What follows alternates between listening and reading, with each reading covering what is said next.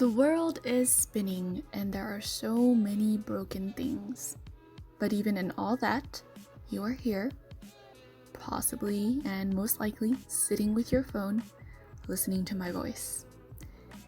Think of this as a digital postcard where I'm sharing a few things that have caught my interest in the past few weeks.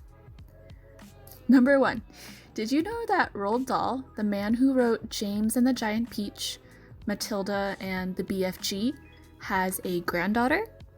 Her name is Sophie Dahl. She was formerly a fashion model. She had a cooking show, and she herself has written 2 books. I've known about Sophie Dahl for a few years now because of her cooking show, The Delicious Mrs. Dahl, but only recently did I make the connection that she was the granddaughter of one of my favorite authors. Technically, I should have made the connection because of the last name. And something about the way that Sophie would describe her food was so rich and literary.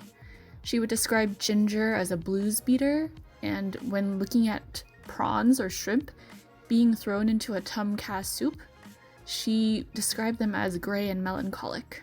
So, me just finding out about this, it blew my mind, and so many things about the way that Sophie is and was during her cooking show made so much more sense. Oh, she had a grandfather that was rich and literary, so she is rich and literary.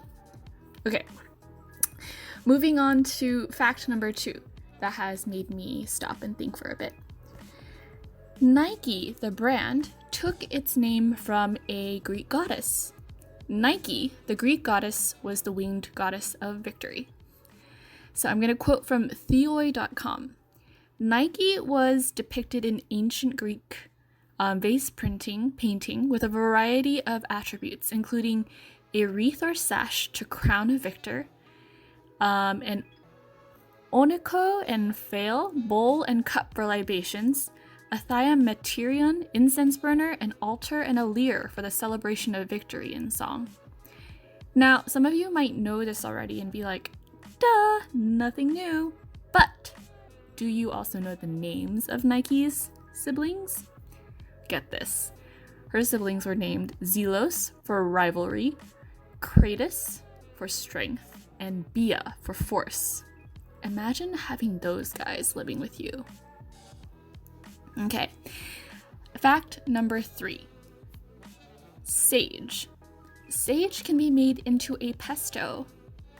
I have known that technically anything can be made into a pesto. You just need to add kind of nuts, cheese, and oil and make it into an emulsion with a mortar and pestle. But it was particularly satisfying for me that I could find a use for the sage currently blooming in my backyard.